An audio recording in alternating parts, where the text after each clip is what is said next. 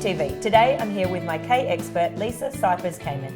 Lisa is an international happiness expert, a positive psychology coach, speaker and author, and we're going to talk about what happens when you go through some kind of trauma, particularly in your formative years, that really changes and defines your life in a lot of ways. Thank you so much for being here today. My pleasure, Kirsty. So a lot of the guests that I've spoken with have had something happen, whether it's watching their parents get shot in a playground when they're 8, or whether it's being human trafficked at 16, or something that really, is some kind of huge trauma that changes how they view the world and it really affects their development in a lot of ways. What do you see going on there?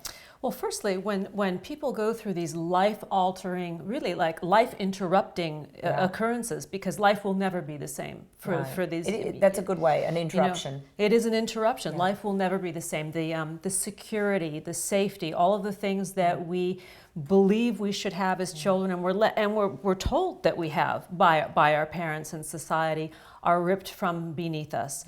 So what happens is we're left with terrible insecurities, terrible pain, terrible fear, terrible trauma, and this does affect the course of our life irrevocably.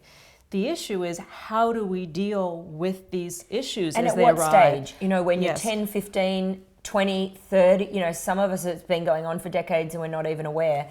When should they start to even try and process this in a healthy way? And how do you know if you're stuck and you haven't moved forward?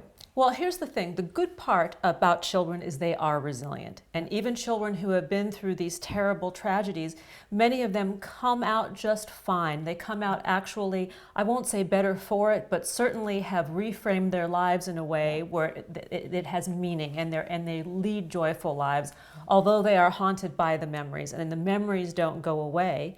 It's how they're able to construct their lives and not be defined by that story, rather than the story being a part of the tapestry of their lives. And you talked about making meaning, but do you think it's also important to, in some way, make sense of what happened from a perspective of because a lot of them feel like, is it my fault? Was I too pretty that I attracted that rapist? Was I a bad boy that they had to beat me?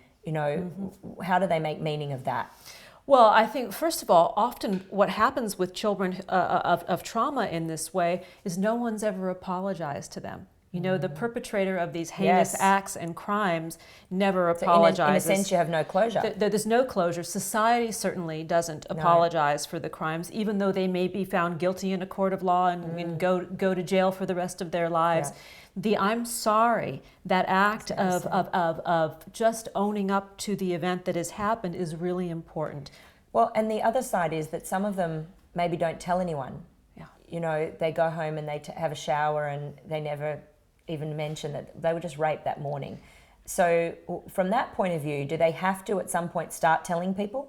Do you believe? Well, yes, I think at some point you must start to share your story. You start to share the story so you can at least process some level of closure and forgiveness of yourself for the judgments that have gone on, the harboring of the secrets, and allow life to happen, because otherwise we become victims of our circumstance.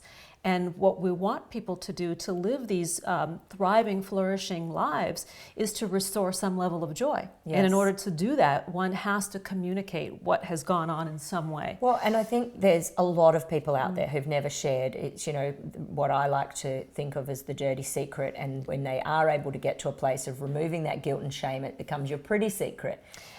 So how important is that? Because I think, I know that we just touched on that bit, but I really feel like that's something that there's a lot of people out there who they want to keep it in the closet. They don't want, because they have so much guilt and shame around it. Those were the words that came to mind, is the guilt and the shame of what happened to them about somehow being a contributor to what went on. But it is essential to unburden oneself in some way, whether it's through a pastor or someone, a religious figure, or in therapy, or in a support group of peers. Oftentimes, that's a really good place to start. It may be uncomfortable to share with someone who's familiar with it, with you and with what has gone on. But it may be easier to go to a peer group where everybody in that room has shared a similar kind of experience. Now, when you share, oftentimes people realize that they didn't need to feel this enormous guilt and shame, that people actually see it differently to how they might see it. But then there can also be when you share and you share with the wrong person. And that, I mean, I know people who've finally come out about something and then the person's attacked them for that. And I just couldn't believe it. It's like, how can you not support someone when they're finally ready to be in that vulnerable place?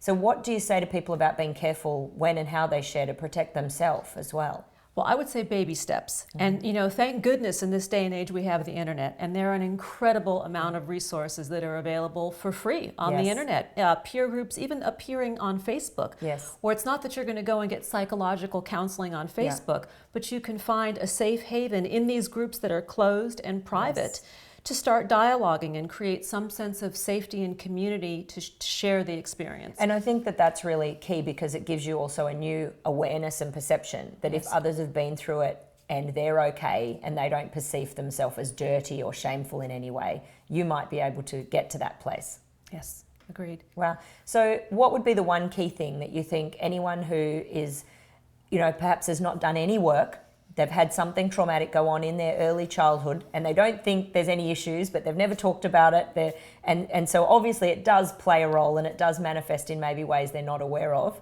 What would you say to them? Well, first of all, if they're not thinking that it's affecting their life in some way, I think they need to take an inventory. Yep. How are my relationships? Am I engaged in good social relationships? Am I in good, connected, interpersonal, intimate relationships? And as adult survivors, or we would hope thrivers of these early childhood traumas, we want to look to see how are we doing in our lives now. So if we're not 100% in these areas, so what you're saying is if you were to say, I'm fine, I'm happy, I have a great job, but you're single, you hardly have any friends, you don't really love what you do in certain areas, then there's a problem. Well, somehow it's manifested. There may be indicators that things are not as right as I believe them to be, and it may be unresolved material, and go out and seek, at minimum, to dip one's toe into the world of peer mentorship and find somebody else who's been through this experience, who can remain neutral, who can hold a loving space to at least explore. Yeah. And with that exploration comes Pandora's box. And so we hope that the people who are willing to go there are also willing to support themselves properly with therapy and any other needed treatments.